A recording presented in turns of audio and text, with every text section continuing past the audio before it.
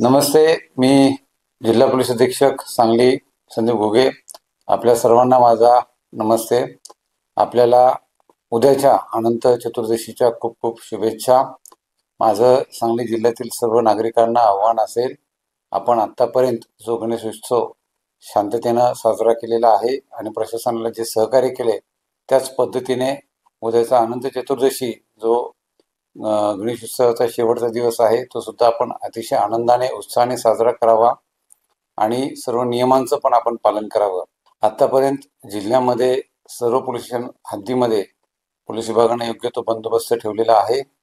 उद्याही जिल्ह्यामध्ये जे विसर्जनाचे कार्यक्रम होणार आहेत, विशेष करून मिरज शहर, सांगली शहर, त्या ठिकाणी योग्य तो पोलीस बंदोबस्त तैनात केलेला आहे, ज्यामध्ये मी स्वतः पोलीस अधीक्षक, आमच्या अप्पर पोलीस अधीक्षक श्रीमती कल्पना बारावकर, तसेच जिल्ह्यातील 6ही उपविभागांचे उपविभागीय पोलीस अधिकारी, सर्व पोलीस स्टेशनचे 25 पोलीस स्टेशन प्रभारी, त्याचबरोबर एकूण 15 पोलीस निरीक्षक, 78 सहाय्यक पोलीस निरीक्षक, 536 पोलीस अंमलदार आणि 235 होमगार्ड, त्याचबरोबर SRPFची एक कंपनी आणि 4 स्ट्रायकिंग फोर्स, 900 होमगार्डसह उद्या बंदोबस्तात तैनात असणार आहेत. आम्ही संपूर्ण बंदोबस्तावर निगराणी ठेवण्यासाठी CCTV कॅमेरे ठिकठिकाणी लावलेले आहेत. संपूर्ण विसर्जन मार्ग हा CCTV निगराणीखाली असणार आहे. त्याचबरोबर आम्ही हँडहेल्ड कॅमेरे सुद्धा त्या ठिकाणी वापरत आहोत. पोलीस विभागानं नुकतंच दृष्टीरक्षक नावानं ज्या पोलीस विभागाच्या व्हॅन तयार केलेल्या आहेत त्याच्यावर सुद्धा CCTV कॅमेरे लावण्यात आलेले आहेत. त्यामुळे कोणतीही घटना आपल्या हद्दीमध्ये असेल तर त्याच्यावर आमचं बारकाईने लक्ष असणार आहे. सर्व सोशल मीडिया प्लॅटफॉर्म्स, अकाउंट्स याच्यावरही आमचं बारकाईने लक्ष आहे. त्याकरता स्वतंत्र टीम जिल्ह्यामध्ये कार्यरत आहे. कोणते आक्षेपार्ह पोस्ट आढळून आले तर त्यावर आम्ही त्वरित कायदेशीर कारवाई करणार आहोत. उद्याच्या वाहतूक व्यवस्थेमध्येही विशेष करून मिरज शहरामध्ये मिरजकडून म्हैसाळ मार्गे कर्नाटकात जाणारी, त्याचबरोबर मिरजकडून सोलापूर आणि कोल्हापूरच्या दिशेने जाणारी मार्गांमध्ये बदल करण्यात आलेले आहेत. ते आपल्याला योग्य ते प्लॅटफॉर्मवरून ती माहिती आम्ही प्रसारित करत आहोतच.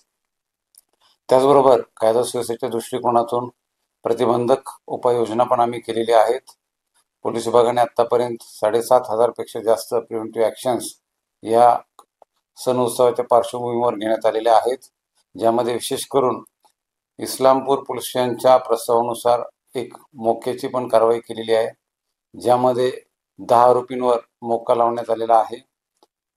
त्यामुळं माझं सर्व नागरिकांना हेच आव्हान असेल की आपण कोणते अफवांवर विश्वास ठेवू नका. पोलीस विभाग योग्य ते उपाययोजना करत आहे, सतर्क आहे.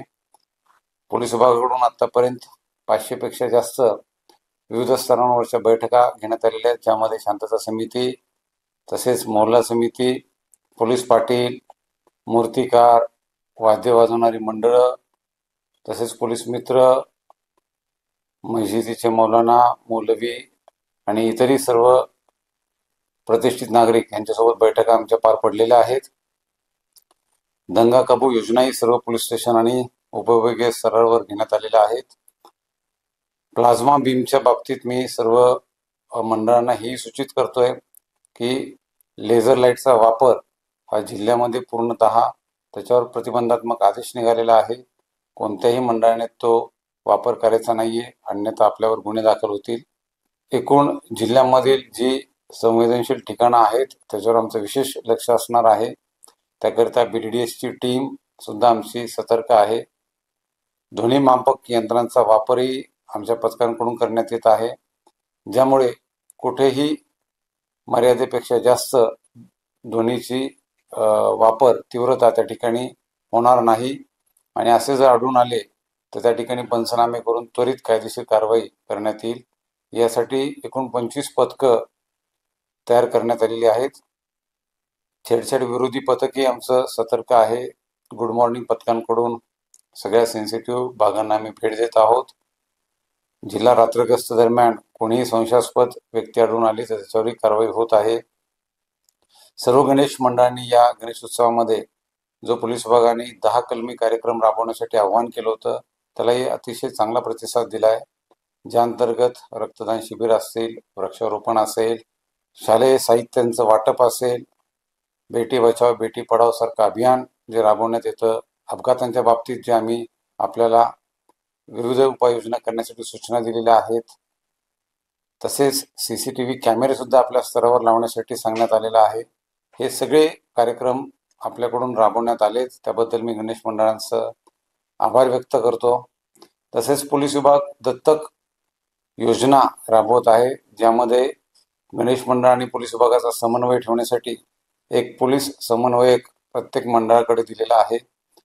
त्यांच्यासोबत सुसंवाद ठेवणं हा त्यामागचा उद्देश आहे. त्यामुळं कुठेही मंडळांनी आपल्या मिरवणुकीबाबत कोणतीही शंका किंवा काही अडचण असेल, तुम्ही तात्काळ आपल्या समन्वयकामार्फतीनं पोलीस विभागाला संपर्क करू शकता. माझं पुन्हा एकदा सर्व नागरिकांना हेच आव्हान असेल की उद्याचा विसर्जनाचा सण आपण अतिशय उत्साहानं साजरा करा.